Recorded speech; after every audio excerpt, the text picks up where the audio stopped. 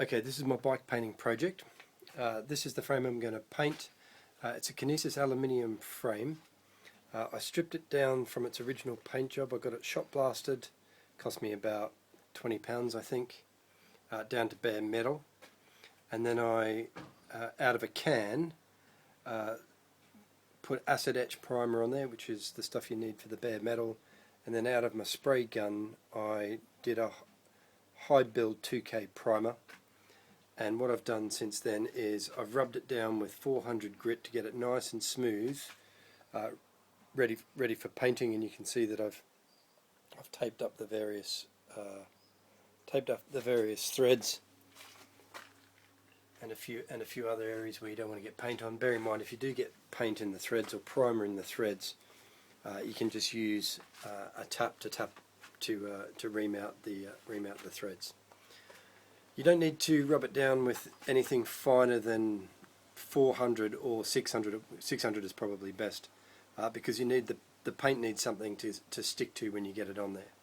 You then need to wipe it down with a wax and grease remover, which again you can just buy from any automotive shop, and then you're ready for spraying. So we'll see how we get on. Okay, looking at the equipment you need, then this is my spray gun. It's a low volume, low pressure gun, so it uses less material, hence the low volume. Most people in a spray shop will use a high volume, low pressure, so HVLP. This is a standard size gun, but you could use a smaller touch-up gun, and I've used them in the past on the one other bike I did. And again, you use less material, you have a smaller fan, and I think for a push bike frame it's a pretty good option. But my other two ones, I've bought some cheaper guns that don't work so well, so this is the one I'm going to use. And I'll probably use this for everything other than the priming that I've already done. On the bottom I've got a pressure gauge, and you can see I've already got the gun and the hose all hooked up to the compressor, and it's reading 100 now. And I'll use this little dial down here to turn that down to about 27. I'll run this off. I've got a 10 meter black rubber hose. Most cheap compressor kits come with a plastic hose, but the rubber one's better. And of course you've got to have a water trap at the end of your hose, so you don't get condensed water coming through from the compressed air into your gun and then onto your paint job. It's all hooked up to my little home compressor here. It's a 50 litre compressor, and you can see it's already on and charged up, reading just under 100 psi. So you can buy them anywhere in the UK. I bought one online. I think I got it second hand from eBay. My first one, I bought this one for about 100 quid, brand new. It's pretty basic, cheap and cheerful, but it works. It'll probably be fine for this type of job. This is a Moldex 7000 with these replaceable filters. So this is what they call a half mask. Worth bearing in mind, this comes in three sizes. You can see that's a big M. That's a 7002. If I had have known when they sold it to me, I would have got the large one, but that works fine. So that doesn't protect your eyes or your nose or anything like that. So you just, well, it does protect your nose, but not your eyes. You go online and look at all the hazards of spray painting. It's pretty well documented, and everyone points towards an air-fed mask. But in an open area like what I'm doing, in a shed with only a small amount of paint and some decent filters, this does the job fine, and I've used this one on my last project. Other stuff you need is the paint. So you can get this from any automotive shop. What I'm going to do with this project is I'm going to paint it a Skoda green. It's a light metallic green. It's the rally green colour that you see for Skoda. Look it up online. You'll get a code. You can take that into any decent automotive paint shop, and they'll mix you up the colour you want. Anything you see, there'll be a code for it, and you can get it done. For an undercoat, what I'm going to do to make the green really shine through, the metallic green, I'm going to do it in a bright silver undercoat.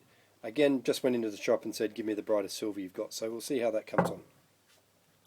So helpfully, the lady in the shop wrote on the top what it needs to be. So 2 parts paint, 1 part thinner. So of course you then need some base coat thinner. So this is a base coat, clear coat job with the 2K 2K thinner and paint. So you've got a bit of this, and what I'll do is I'll thin the paint down probably with about 10%. Other stuff you need is a little mixing cup, and this one's handily got all the measurements on the inside. You can see there. We'll measure that up later. I've got the cup for the gun. You need some gloves so you don't get your sticky, greasy fingers on the paint job or get any of the paint on you. And then the other thing, essential bit of kit, is the paint stirrer and the paint filter. So that's all the stuff you need, and we'll hook it up in a minute. I'm going to start mixing the paint up there. You can see that's the bright silver undercoat that I'm going to put on. So I'm going to probably put on. You'll see there. I'm going to use it at 2 to 1. So I'll put in 100 mils of paint, and then 50 mils of thinner, and then you can see on this helpful little thing where my finger is there. You can then take it up to. It's got a little 10% marker there. That makes it a bit easier to see. So 10% marker, and then I'll put it into the gun, filter it in, stir it before I go, and we'll see how we go. So I'll give it a quick stir now before I mix it. So, oh, that looks lovely. Yeah, see it all mixing in there, and then we'll get it into the container. That might be a bit tricky to do holding the camera. We'll see how we get on. Okay, thinner's in, good to go. That needs a good stir as well.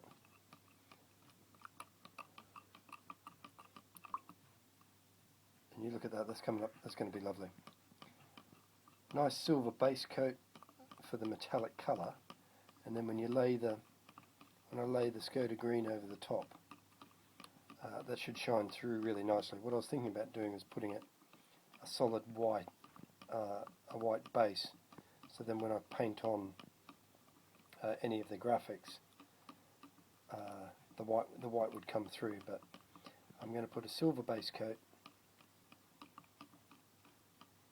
silver undercoat, green base coat, and then over the green, when I put my stencils on, I'm going to get my airbrush and I'll airbrush them on with the white, and then I'll clear over the top with a 2K gloss, which I'll show you in the next bit of the video. Right, that looks like a pretty good consistency. Looks good to go. Setting up your gun, then I've just got mine in a vise. You'd normally have a little stand. I haven't got one, so you then get your little paint filter. Pop him in there. It should just sit down there, okay. And then it's get the cup. Cup's all nice and clean. Screw him on. Pretty straightforward. Just go straight on like that.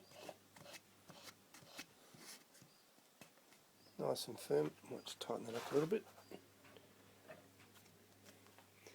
And then get your paint filter. Buy these from any paint supply shop. Put them in. It's sitting in there.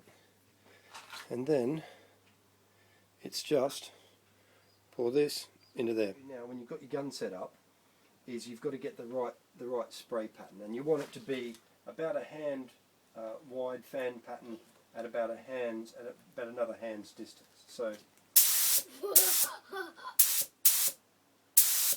that looks alright. I'll probably just put the pressure down a little bit, and that looks like a pretty good fan pattern, and it's coming out nice and even.